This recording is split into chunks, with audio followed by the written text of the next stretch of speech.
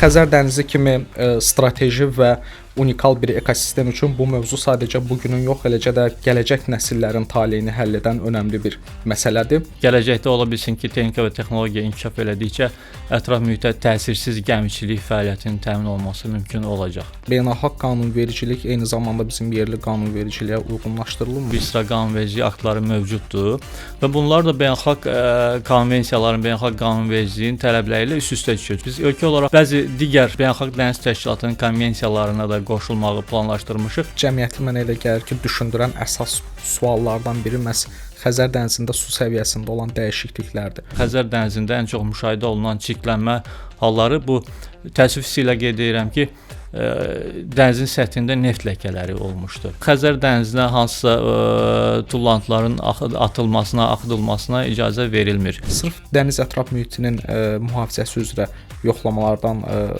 necə keçməyi düşünürsüz? Beynəlxalq konvensiyaların milli qanunvericiliyə də implementasiyasından bağlı agentlikdə işlər aparılır. İnanırıq ki, ölkə olaraq bu yoxlamalardan yüksək səviyyədə biz artıq keçəcəyik. Təbii ki, Xəzər dənizi unikal bir kompleksi, onun özünə məxsus ekosistemi var. Uzaq rayondakılar belə dəniz ətraf mühitinin mühafizəsi üçün bir tədbirlər görə bilər. Atmosferin çirklənməsi də eyni zamanda dəniz ətraf mühitinin çirklənməsinə səbəb olur. Mən bir daha hər kəsi dünyamızı qorumağa çağırıram.